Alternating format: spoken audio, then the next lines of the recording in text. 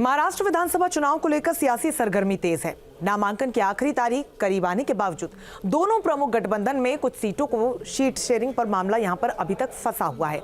इनमें से ज्यादातर सीटें मुंबई की हैं। कौन कौन सी सीटों पर अब भी गतिरोध है और क्या समीकरण बनते हुए नजर आ रहे हैं, इस रिपोर्ट में देखिए।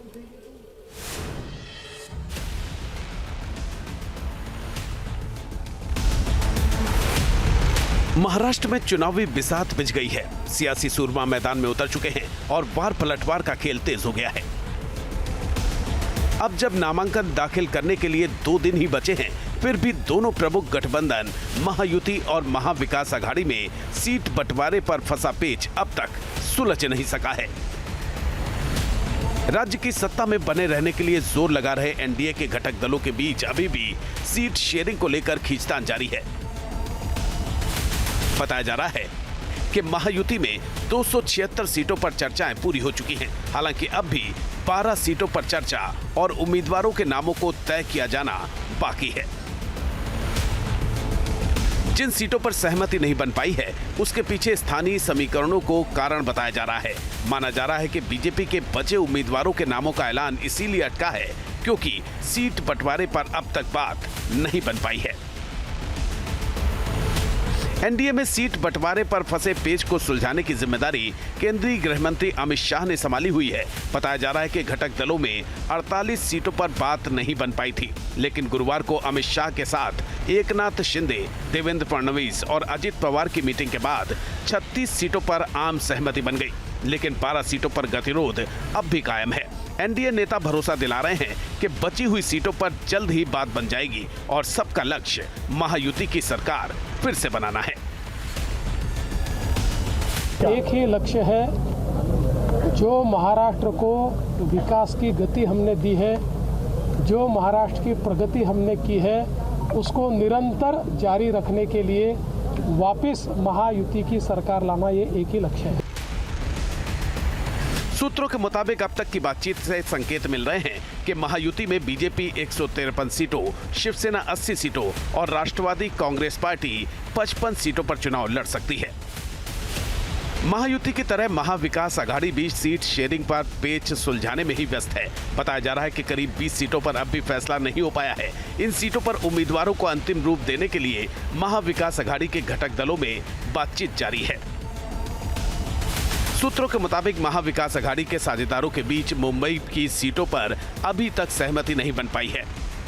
वर्ली, शिवड़ी, चेंबूर, बोरीवली, भांडुप, विक्रोली, घाटकोपर पूर्व, शिवाजी नगर मानखुर्द, अंधेरी पूर्व, वर्सोवा और धारावी के उम्मीदवारों पर विपक्ष अभी तक सहमति नहीं बना पाया है। हालांकि शनिवार तक जिन 236 सीटों के लिए कांग्रेस, शिवसेना यूबीटी और एनसीपी शरद पवार ने उम्मीदवारों का ऐलान किया है, वो दिखाता है कि मतभेदों के बावजूद गठबंधन ने एक-एक सीट पर सोच समझकर टिकट दिया है। पार्टी की ताकत के मुताबिक एक दूसरे को सीटें आवंटित की गई हैं। शिवसेना यूबीटी को कोंकण और मुंबई महानगर रीजन में सबसे ज्यादा 40 सीटें दी गई हैं।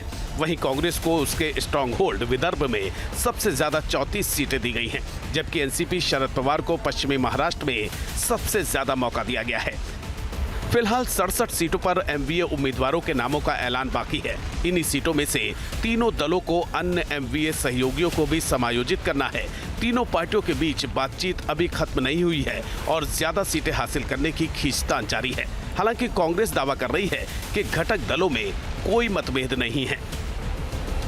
महाविकास आघाड़ी एक साथ चुनाव लड़ रहे हैं, हमारे इसमें कोई मतभेद नहीं है।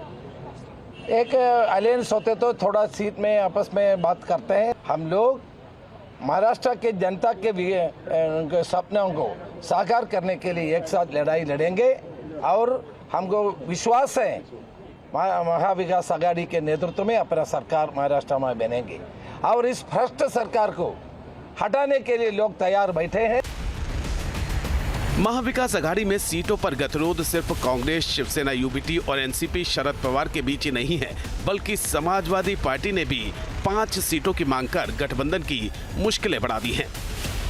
हमारी बात कल हुई थी पवार साहब से। उन्होंने कहा था कि आज हम लोग तय कर लेंगे, बुलाएंगे आपको, लेकिन आज पूरे दिन कोई फ़ोन नहीं आया, कुछ बात नहीं हुई। और जो जो सीटें मैं मांग रहा था वो सीटें धीरे धीरे कहीं न कहीं अनाउंस की जा रही हैं। मुझे लगता है कि शायद जो पहले जिस तरह से दो टर्म में धोखा हुआ है, शायद इस बार भी उन लोगों की ऐसी नीयत होगी कि समाजवादी पार्टी को सीटें न दी जाएँ। मैं ऐसा सोच रहा हूँ। मैं अभी भी इंतजार कर रहा हूँ। मैं नहीं चाहता हूँ कि महाविकास आघाड़ी टूटे।